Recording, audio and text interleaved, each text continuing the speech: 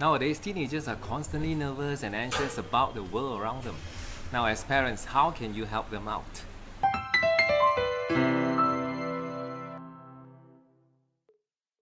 Hi there, I'm Jason and welcome once again to Parental Guidance. In my last video, I mentioned that teenagers are constantly angsty, nervous and anxious about the life and about the world around them for some unknown reason.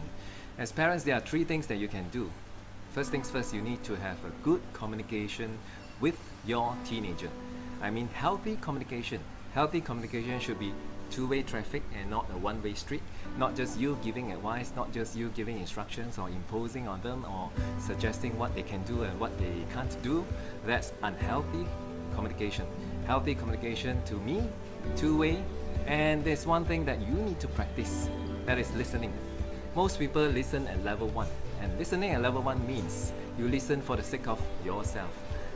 Like I'm listening to you now, but I am actually thinking of what I should say next. I'm actually thinking of my next meeting. I'm actually thinking of the thing that I've forgotten to do just now. I'm not listening for the sake of you. Listening at level 2, this is something you need to practice from now on.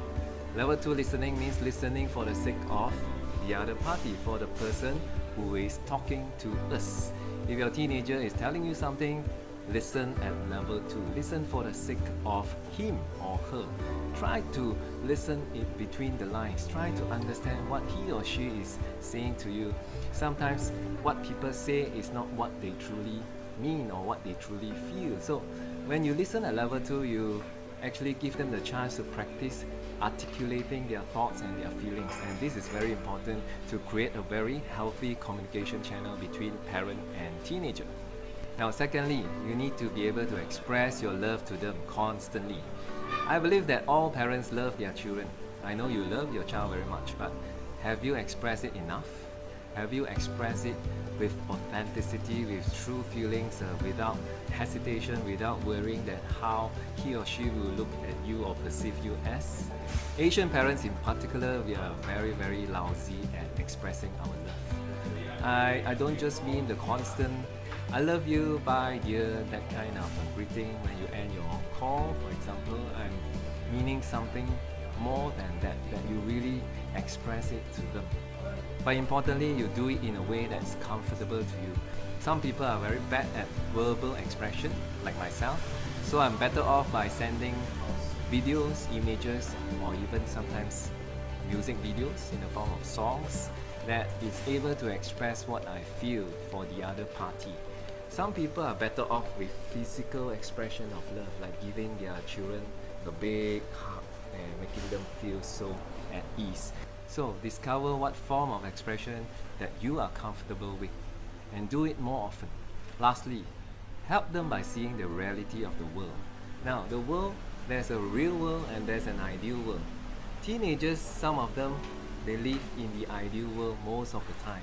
For example, one of my students asked me, how can I be a YouTuber? I said, do you want to just be a YouTuber? That means just have your own YouTube channel, or you want to be a YouTuber who makes a lot of money professionally? So he said, I want to be somebody who makes a lot of money by being a YouTuber. So without answering him, I actually posed a question back to him. I asked him, what are the skills that you think is necessary for you to attain before you become a successful and popular YouTuber? He thought about it for less than a minute and then he replied. He said, I think I need to work on my presentation skills, the way I speak. I need to make sure that I'm able to speak to the camera professionally, articulate every word clearly, and still look good. Yeah, that's what he told me. So as adults, because we have more life experience than teenagers, parents can actually impart knowledge, not to impose on them, but impart knowledge by telling them about your life story. Sometimes I will ask my students, can I tell you a story? I actually go on and tell them a part of my life, something that really happened to me when I was younger. So this gives them a different point of view, it gives them a different perspective. And all these are very helpful for young adults like teenagers to be able to see that the world might not be so ideal. There might be something that will happen out of their expectation. There might be something that will actually stop them from achieving their goals. And as adults, you can be the person to do that, to help them see the bigger picture. I hope these 3 tips are helpful. So remember, communicate, listening at level 2, that's very important. Express your love in the way that you are comfortable with and do it as much or as often as you can. And lastly, be there to impart knowledge. If you like this content, subscribe to my channel. I post new stuff every single week to help parents build strong, loving and respectful relationship with their teenagers. Cheers!